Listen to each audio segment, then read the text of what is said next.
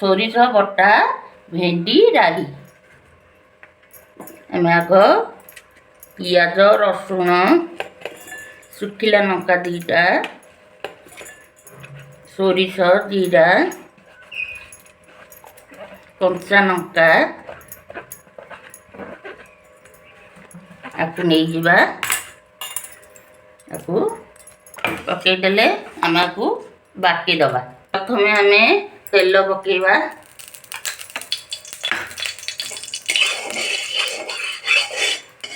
तेल पकईले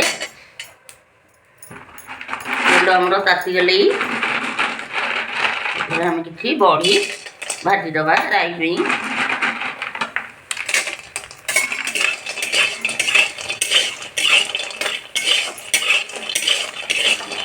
बड़ीटा टे gold colour होगले आम काढ़ीदबा तेल पकेवा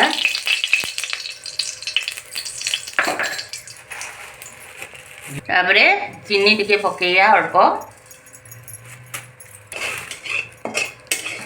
तापर आम ये जो मसला ग्राइंडिंग करके रखीचे ये मसला को पकईदबा सोरिष बटा ना टे कम दबा गैस ना मसला भाजिकी फिका हो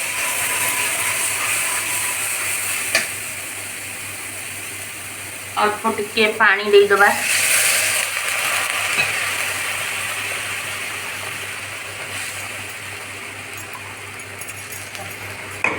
हलदीटा टिके दबा गोटा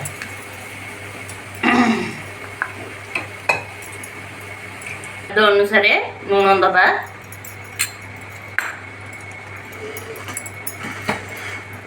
स्वाद अनुसार हलदी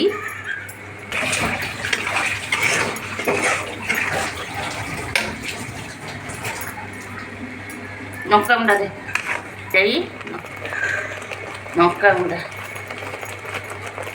अल्प आगुरी आम बाटी देले कंचा लंका सुखिला लंका टे नाल हाँपाई अल्प टिके नवा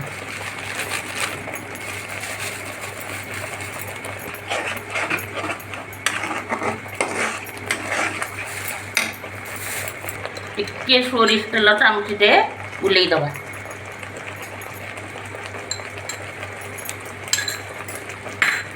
ताकि आम कषईदबा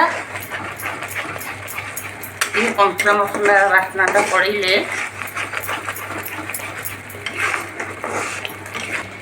टमाटो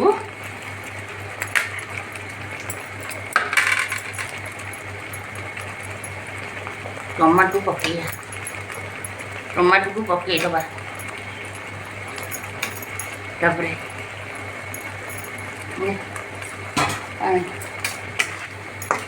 पकईकी टे कषईदबा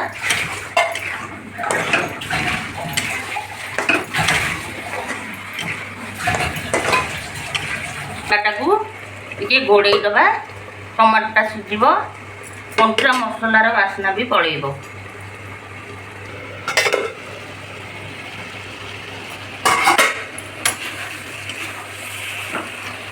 देख आमर टमाटोटा टे सीझीगले मसला भी हे आसली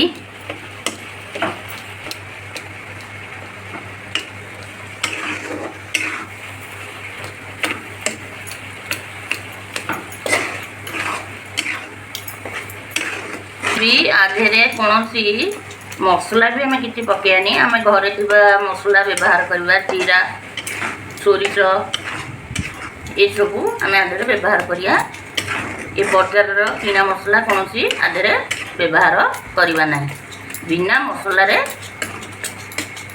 तरकारी केमती हो खाई आप कहे मसला हो गले आम परिवा पकेबा भेंडी बैगण आलू ताकू पकईदबा तापर आपको टे कषेबा टे पानी छाड़ा जाए टे कषेबा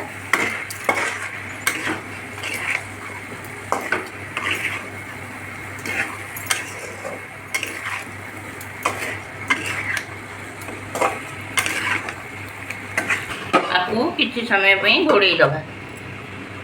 ବାଇଗଣ ପଡ଼ିଛି ନା 3 ମିନିଟ୍ ପାଇଁ ମୁଁ ଘୋଡ଼େଇ ଦେଇଥିଲି। ଏଥର ଚାଲନ୍ତୁ ଦେଖିବା ଘୋଡ଼ଣି କାଢ଼ିକି ମସଲା ହେଲେ କି ନାହିଁ। ଭଲ ବାସ୍ନା ବି ଆସିଲେ ଜିରା ଛୋଟ ଛୋଟ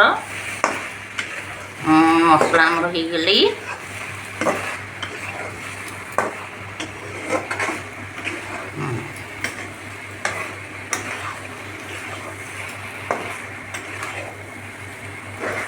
ମସଲା ଆମର ଲାଗିଲେ ତଳେ ଧରକ ଆମେ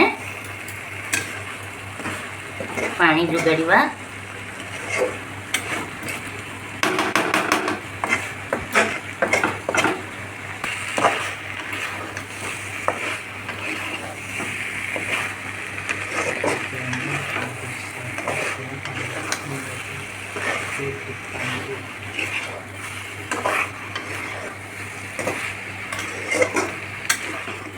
हिसाब मो हिसाब रे मु एतिकी पानी दउची।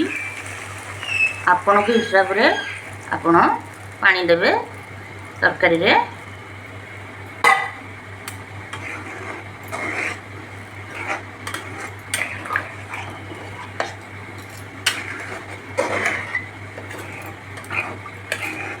एटा भी खाइया को हेल्दी मध्य बहुत टेस्टी लागिबो।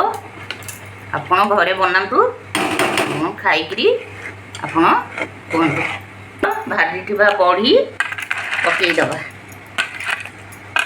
कारण आलू पतला पतला आम काटीचे आलूटा सीझीज जल्दी बड़ी भी हो।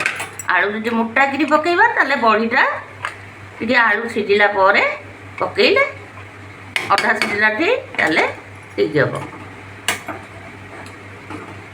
आम एथरक घोड़णीटा घोड़े दबा।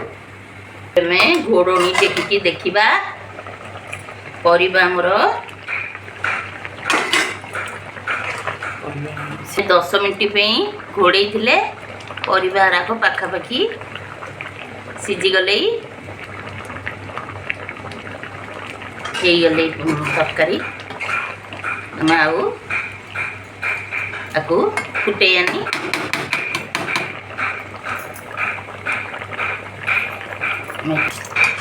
तरकारी गले। देखंतु तरकारीटा केते सुंदर भाव में कलर होइची। आकु आम एबे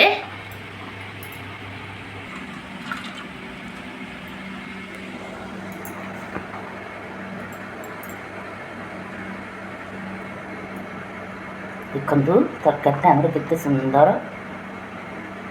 होइची। आपण माने आकु खाई टेस्ट करंतु आ कहंतु केमती लागिला। आकु आमे भात रे खाई परिबा रुटी रे खाई परिबा। आकु सबथरे आमे खाई परिबा।